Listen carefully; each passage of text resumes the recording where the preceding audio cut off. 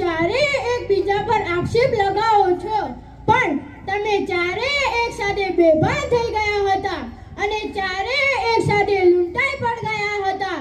તો તમને બેભાન કરનાર અને લૂંટનાર કોણ? મહામંત્રી, આ ચારેયમાંથી કોઈ લૂંટારા નથી, આ ચારેયમાંથી કોઈ ચોર નથી, તો અમને લૂંટે કોણ? મહારાજ, તમારી આજ્ઞા હોય તો આ ચારેયને કઈ પૂછી શકું? હા, મારી આજ્ઞા છે, પણ પહેલા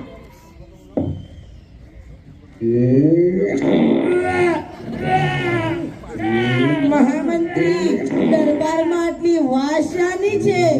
એ ભાઈ, આ મહારાજનું તો રોજનું છે.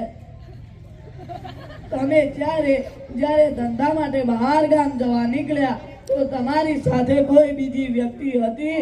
તમે જ્યારે ખાવા બેઠા તો તમારી પાસે કોઈ હતું? ના મહારાજ, ના.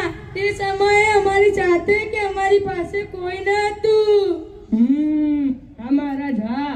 અમે ગામની બહાર નીકળ્યા ત્યારે અમને મેઢો તો એ અમારી સાથે તો નતો આવ્યો, પણ અમને એક માવો આલ્યો હતો અને એ માવો અમે ચારે જણ ગાધો હતો અને પછી અમે ઢૂસ. તમે દરબારમાં કેમ ઢૂસ થઈ ગયા છો? ઊભા થાઓ. હા મહારાજ, હા. કયો માવો હતો? દૂધનો માવો? ના ના મહારાજ, દૂધનો માવો નહીં, આ પાક્કો માવો. મેઢાને દરબારમાં હાજર કરો.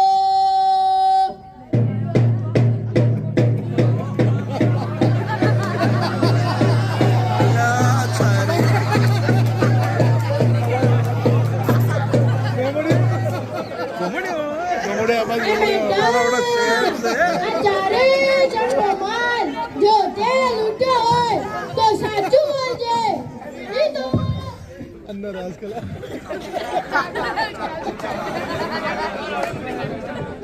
મહારાજ, મને માફ કરજો. ચારે જણના માલ જોઈ મારી આંખ ફાટી ગઈ. મેં એમને નશાવડી માવો આપ્યો અને ચારે જણ ખાઈ બેહોશ થઈ ગયા અને મારું કામ થઈ ગયું. એ મેઢા, તને મારો આદેશ છે, આ ચારેય જણનો માલ તું એમને પાછો આપી દે. હા મહારાજ, હા, પાછો આપી દઈશ. જેટલી મહેનતથી ભેગો કર્યો તો હવે પાછો આપી દઈશ. મને માફ કરજો મહારાજ. હા હા હા, મેં તને માફ કર્યો, પણ હવે આવું કાળું કામ ન થવું જોઈએ. હા મહારાજ, ક્યારે હું આવું કાળું કામ નહીં કરું. મને માફ કરજો. એ દરબારી, આ દરબારમાં આટલી વાસ શાની આવે છે? એ મેઢા, આ તો વાસ દરબાર છે. અહીંયા તો આવી વાસ આવતી જ રહેશે. તું એ લેતો જા. અને હા, તમને ચારેયને કહું છું કે આ નશાના કારણે જ તમને આ ઘટનાનો ભોગ કરવો પડ્યો. અને જે નશો કરે એ તો ધોળા દિવસે પણ લૂંટાઈ જાય. એ કોઈ નવાઈ નથી. જે કરે નશો એમને કહો ખસો, ખસો. જે કરે નશો એમને કહો ખસો, ખસો. જી મહારાજ, હવે હું ક્યારેય નશાનો આદિ નહીં થવું.